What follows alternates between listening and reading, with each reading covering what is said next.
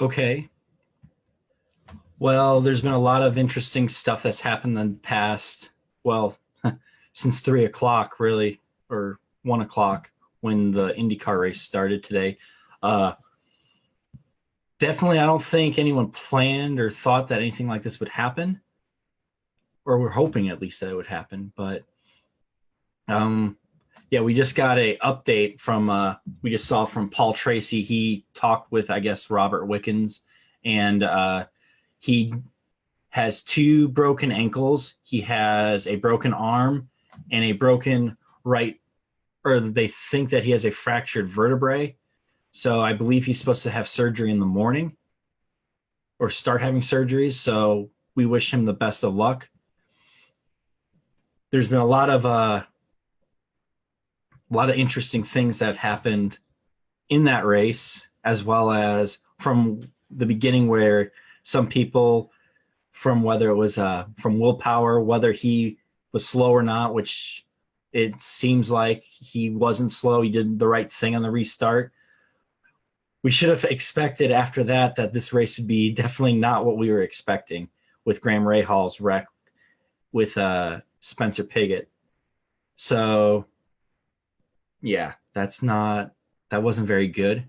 But and then to have 8 laps in, having Robert Wickens and Ryan Hunter-Reay, what happened was, if you didn't see it, Robert Wickens made probably a gutsy move on Ryan Hunter-Reay in, I believe, in the tricky part of the triangle at Pocono, and he hit Ryan and caused Ryan to go turn into the track a little bit, where Wickens was trying to attempt to at least make a pass, and he got launched in the air and took out a good probably 50 yards of fencing. But luckily, he didn't have it the same way that, unfortunately, how Dane Weldon passed in Vegas. It went in kind of the body of the car, went over the fence. It took out most of the fence, but he had a hard impact into that fence. So he definitely, yeah, it wasn't pretty. So he had to be helicoptered to a local hospital in Pennsylvania, and that's where he's at now. And hi, Denny. And so what we saw and what we have, if you just heard, if you haven't seen the race or you don't want to have any spoilers, don't watch this yet anyways. But what happened is Robert Wickens went airborne. He is in the hospital now. He has two broken ankles. He has a broken arm and possible broken or fractured vertebrae. So I think it's also safe to say he won't be racing the rest of this season, at least. We hope he has especially here at IS Racer, he has a speedy recovery. And we hope that he gets back in the car as soon as he can, but not too soon, because that was a pretty nasty wreck. And if anyone has any questions, please put, or comments or opinions on what's going on and would like to post it, please post that in the comments. My goal is to have this, I guess, impromptu discussion is more of a chat to see if you guys have questions. What do you think about the safety?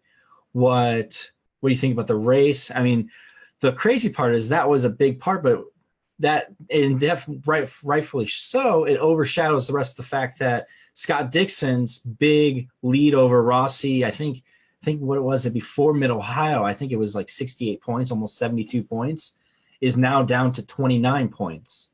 So with Rossi's win today. So that's a pretty big deal as well. And we're not talking about that because, or we will, but it's being overshadowed by the terrible news of what happened to Robert Wickens today. And we hope that he's doing well. So, yeah. Any questions?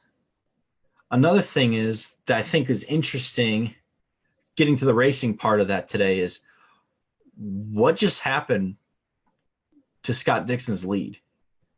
It kind of shrunk pretty quickly. Within 2 races, Rossi's had an exceptional last 2 races, winning the 2 races, and Scott Dixon still, even though he finishes 3rd, he's still getting a little bit of that lead taken out by Rossi. Rossi's doing exactly what he has to do. And I think right now it definitely is a 2-horse race. I don't think anyone else. You think you can eliminate Willpower. I think you can eliminate Ryan Hunter-Reay. I think you can eliminate Joseph Newgarden. I don't think those guys, if anyone's going to have it, it's going to be Andretti. It's going to be Andretti and Dixon, or Andretti and Chip Ganassi Racing. And it's going to be Scott Dixon versus Alexander Rossi.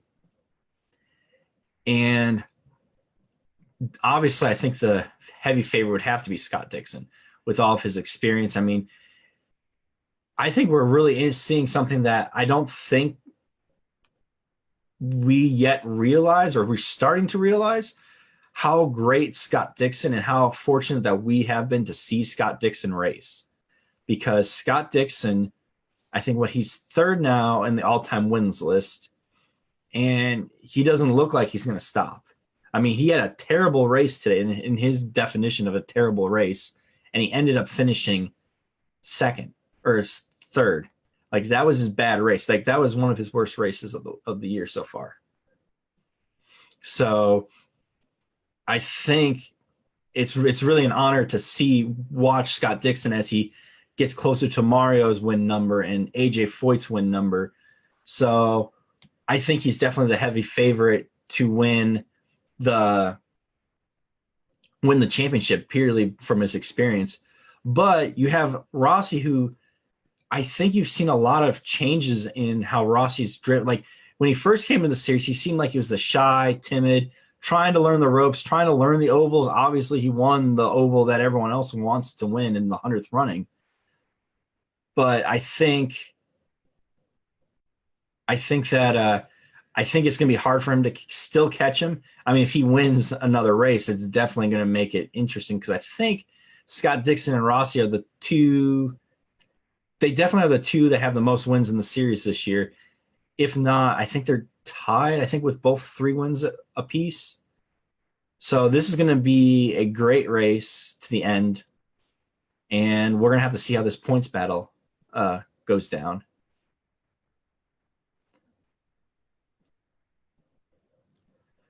And Denny, that's a great question. And his question is, do you think they will be looking into the safety with the catch fences? I definitely think they have been. I think they're trying to figure out what to do. The problem is, what do you do? I think you see a lot of, the problem is you have to have something that fans can see and something that it's safe for the drivers. Like, you can't just remove the fence, and because that's a problem. But I think the more and more you see, especially with what happened with, unfortunately, Dan Weldon, and even I think Mike Conway had a bad accident where he hurt his back, I believe. I mean, there's been a few incidents where the fence has put some damage. The top part, the safer barrier, I think is the best that there can be, at least as of now. Maybe they have something in the works. So I think the safer barrier is perfect. I don't know what they're going to do with the fence, because that's definitely an issue that has to be fixed, because you definitely can see how, I mean, that the metal fence is essentially a cheese grater, and when metal hits that thing, you don't know what's going to happen. So I definitely know that they at least have been working on it, whether to make it higher and to make it lower. I don't think the problem necessarily is the height. I think it's it being a chain fence itself. The fact that they have that it's metal, and metal that's slow on metal that's fast do not go well together. And those poles that they have up there to hold the metal, that's not good for the metal that's hitting the metal that's hard. I think that they need to come up with some sort of either I don't even know if a baseball screen would work, because I think the biggest problem is whatever you put. I agree with that, Don. I don't know how much that they can do with it. I thought, and I don't know if this is a good idea or if this can happen, but it'd be cool. You know how hockey, they have it, the ring, it's clear. They have that clear plexiglass, or even if it's bulletproof glass that goes around. Maybe you could do something with that, but I think that still would cause issues, because if someone hits that, it still would hurt. It still would cause some damage. So I don't know. I think they can do something. They're going to have to figure and engineer. So maybe you move the fence back a little bit. Maybe you put something, if you hit it, kind of like you have the tire barriers on a road course. Maybe you have a pre-fence and then the actual harder fence farther back. They definitely have to come up with something. And I don't know how much you can do with the car. I know that there's been talk about a bubble to go over the top, or I do like the wind visor thing. I think that would help. But yeah, that's actually not a bad one. The wind visors they've been testing. So, but that's more of the car. I think I do think though that they should definitely look at the fences, or definitely at least invest more into it. Maybe we won't find something out in the next 5 or 10 years, but maybe they'll come up with something that NASA uses or something like that. So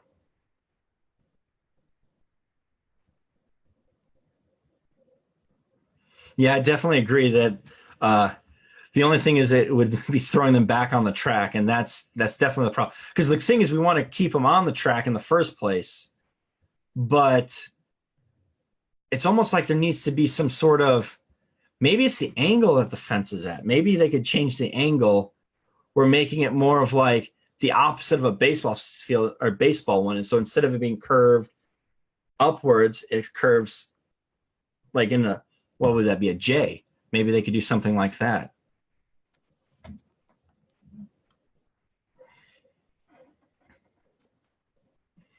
Yeah, I definitely agree. Maybe some sort of netting. The only problem though with the netting is, and I think that's the biggest problem, is everything we have is we could do this, but there's probably other issues. There might be something where the net gets tangled. There's probably some sort of issue with the net as well. So yeah, I definitely agree, Don. They definitely need to do something about the restarts, because I don't think Willpower did anything wrong with the start, but they were going way too slow. You can tell that with Graham Rahal. I think he was ready. He thought they were going to get going, and nobody got going. Or maybe they do some stuff, or they do a few tricks to slow the rest of the field down, and it kind of chains backwards. I think they need to do something with the restarts, because you've noticed it at a few of even some of the road courses. You've seen the accordion effect take place at the start of a race. Maybe you start the race forward a little bit more so that more cars are around the turn. Maybe I'm not sure what they can do, but yeah, I definitely agree. I think maybe that's the answer, is maybe they need to lean the fence backwards. And yes, I definitely think that the starts have been too slow. I mean, I know you want to have slower speeds to start, but because I think what Willpower said, he was going 107, I think, or 107 miles. I hope it was miles an hour. Maybe could have been kilometers, so it might have been a little different. But I thought that sounds kind of slow to me, or I don't know if that's just me, but it sounded kind of slow. I was trying to figure out why. I mean, these cars can go 240 miles an hour. Why are they going 107 to start and drop the green flag? So I think that's one of the issues they need to fix. I think another problem, especially and I didn't mention this earlier, with Robert Wickens. And if you're just joining us, Robert Wickens, I just got an update. He was in a big wreck with Ryan Hunter-Reay, got launched into the fence, and He is currently in the hospital in Pennsylvania. It just was reported a few minutes ago by Paul Tracy that he has 2 broken ankles, he has a broken arm, and possible vertebrae fractures, I believe is what I saw that Paul Tracy had. So we're discussing that as of now. And another thing that I think, I lost my train of thought. But anyways, I think another thing that we aren't talking about is the fact that they didn't really practice at all. They got ready, they had a practice before qualifying, and then because of the rain, they had it canceled after qualifying yesterday. And then after they announced that they weren't going to have qualifying this morning, I'm not sure if it was because it was raining or if it's because of whatever reason, but they didn't have practice. So they didn't really practice side-by-side racing. So I wonder how much that affected Robert Wickens, because he's never driven at Pocono before. I don't know how often he's driven on ovals, but I don't think it's very often. And it probably would have been better for him to have some seat time practicing, going side by side, and knowing not to pass necessarily right there. So I think that's something that I think is also should be put into question is, would more time practicing have helped maybe avoid this situation in the first place? Because he tried to pass, I thought, Hunter Ray in a very difficult spot, and I think it's more of a one groove part of the track, which to everyone else who's been racing there for a while, that's you know how that track works. But someone who's new, who thought, oh, I can definitely maybe make this turn or make this cut, he learned the hard way, unfortunately.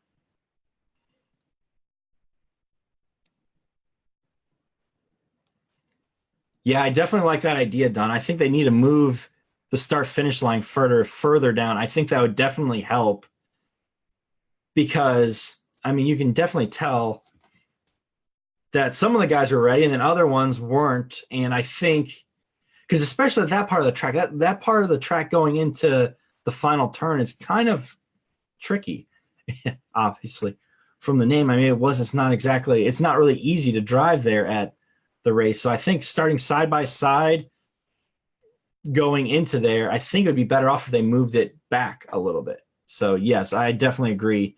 And probably increase the speed or come up with some sort of system to help the drivers know that it's good to go green. Because I know that you'll hear on the radio, they'll say green, green, green. But I think there needs to be a better way. Maybe everyone gets it, not just a spotter. Maybe you have someone who just yells like an official on the radio for everybody that says green, green, green, to let everyone know, hey, right now it's green. Right now you're good to go, so that it doesn't cause what happened there. Because I did think it was odd, though, with Rahals. I think Rahal was ready to go, but I did notice, and I thought it was odd, that when Rahal went up, the lights were still flashing on the back of the cars, and it looked like to me that Will Power already took the green. So why are the caution lights still flashing behind the cars? So I think IndyCar will definitely look and see what's going on and see what they can learn from this, and hopefully they can make the race a little safer for the drivers. And if there's any more questions, the other thing is, what do you guys think of who do you think is going to win, or who's going to have more, who's going to win the championship? Do you think it's going to be Rossi? Do you think it'll be Scott Dixon? Do you think it'll be someone else? I like where Rossi's at right now. I just have a hard time, even though he's done a great job the last 2 races. I just have a hard time. Dixon is just so consistent. And yeah, that is right. I think, what was it? Rahal, I think, had an issue with this as well with, I think, what was it? Simon Pagenaud at was it St. Petersburg? So maybe they just need to work on it with Rahal, but I think they could definitely improve the way that the restarts or the start of the race. Definitely. I think I think they could fix that. And I think they need to do something, especially with the ovals fences. I don't think you need to necessarily change the road course fences. I don't think you're going fast enough at most of the turns to really.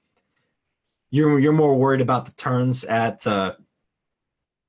You're more worried about the turns where the cement walls are at. I think at road courses. And yeah, I definitely agree with you, Denny. I definitely think it'll be Scott Dixon that'll win the championship still. He might not, but yeah, I mean, if Rossi wins the rest of the races, I guess it's going to be Rossi. But I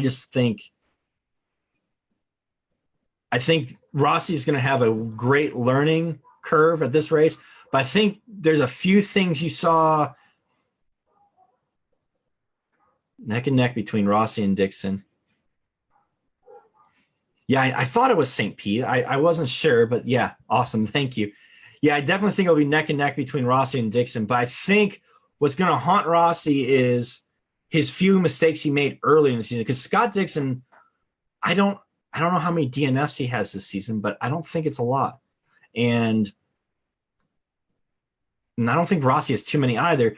But Rossi made some big mistakes, like at Detroit. He should have won that race, and then out of nowhere, he just spun out and finished what? I can't remember where he finished, but it wasn't. I don't think it was even in the top 5. He just lost the race. I mean, that win probably would have made the difference between him being. He'd probably be either close to Dixon, if not maybe in front of Dixon. So I think Dixon's going to prevail. But I wouldn't count Rossi out. I think he's a very talented driver. I think both those guys are going to be neck and neck, and we'll have to see what happens. But what did you guys think of the race? Did you think that outside of the 2.5-hour delay for the fence and the Robert Wickens crash, what did you guys think of it?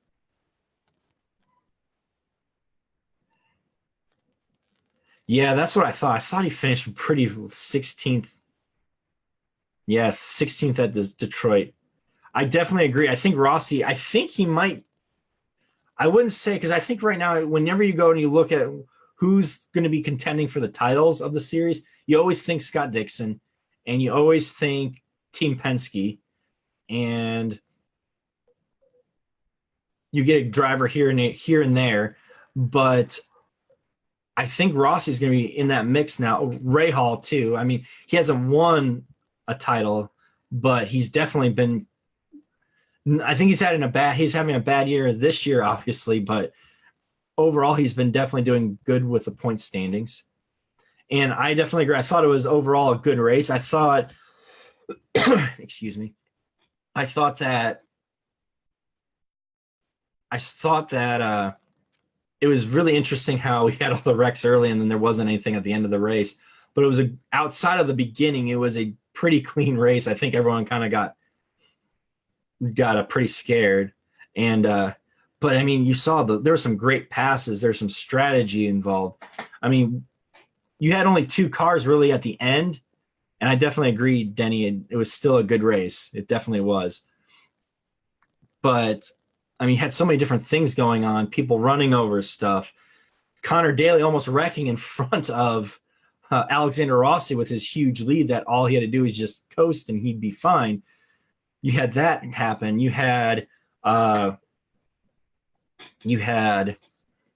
Will Power having a 1-lap advantage over Rossi in the pits, and just to have him make a huge I don't know if it was a mistake or someone he tried to pass somebody. I can't remember. I think it was Chilton, and he got in the marbles and had to slow down way, way, way too much, and that really hurt his run. So, I mean, it was a great race. What do you guys think of Rossi? That's something else I'm curious, because a lot of people have mixed feelings whether they like him or they don't. I think he's a good driver. I think he's definitely learning. So Dixon is a great driver. That is definitely true. I definitely agree with that about Scott Dixon. I didn't even think about that. He definitely is really an underrated driver. People, I think you're going to start seeing people, not that they weren't respecting him before, but I think you're going to start people starting to look back like, wow, look at what this guy's accomplished. It's pretty impressive. And I mean, he's third on the all-time wins list, and he's slowly creeping forward. He's doing a phenomenal job driving for Chip Ganassi Racing, which is a phenomenal team. And I definitely agree. Imagine if he raced for Penske. But to be fair, I mean, he has a ton of championships with Ganassi. So, and Ganassi's a pretty good team as well. But I think it doesn't matter what you put him in, he would race really well. And he's very good with the fuel. He's very good. He's very good at the technical stuff, and he's very patient. You can definitely tell that he's patient with the team and with the people that he's with. And he and Mike Hull, I think, work phenomenal. Mike Hull, I've met him multiple times. He's such a great engineer and just a great guy. I mean, he'll stop and sign anything. He'll talk to you. That whole organization is phenomenal. So I definitely think, especially if he wins the championship this year, and I think you're going to start the last few years that he's racing, I think he's going to get a lot more respect than while he deserves it, and everyone knows he's great, but I don't think anyone realizes, because we always talk about AJ Foyt and we always talk about Mario Andretti and, the other great drivers, Al Unser Jr., Al Unser Sr., Michael Andretti, all those guys. That Dixon just is a quiet guy, but he just goes out there and does his job and wins races. So I think we're going to see a lot more respect. And the other question I have for you guys is, do you think Dixon can pass AJ Foyt on the all-time win list? And I definitely agree with you, Denny. Rossi is a great driver. Or is a good driver. Sorry.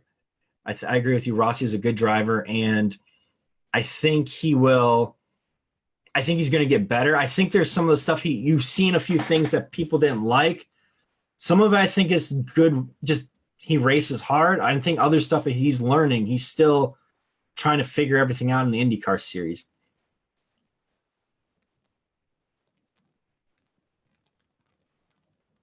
And I definitely agree, Don.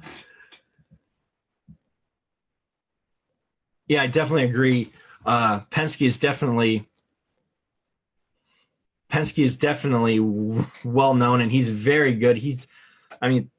That's the team everyone wants to be on. That's the one that I don't know. I think that's the one that Joseph Newgarden waited for. He wanted to be at the right ride if he was going to leave Ed Carpenter Racing. He's definitely, I think one of the things about Penske too is he's very calm, very patient, and he knows how to get the best out of his drivers too. So if he was with Penske, Dixon, I mean,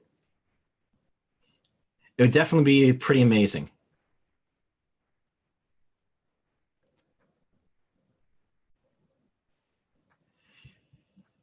You don't think, Don, that Dixon will?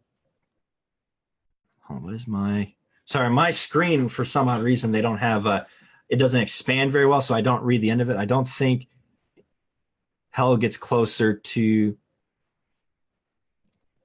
Yeah, I don't know if Dixon will get to closer to AJ. Hold on, I want to read this. It's very.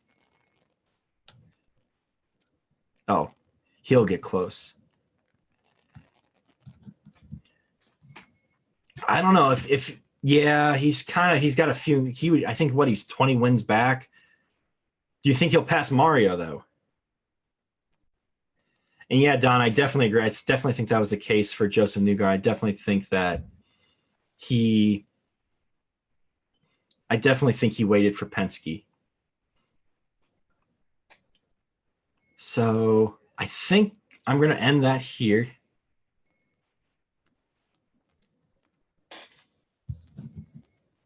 Hold on.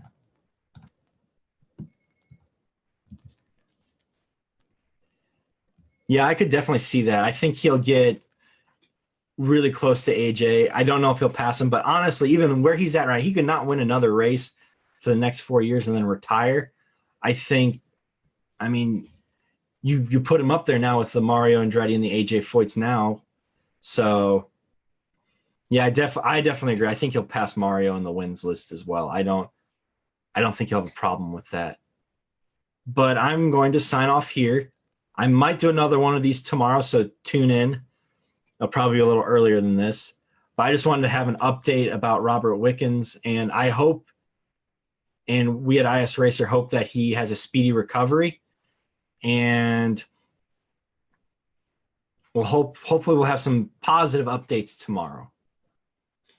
So that is it, and I'm going to end this, and you guys all have a good night.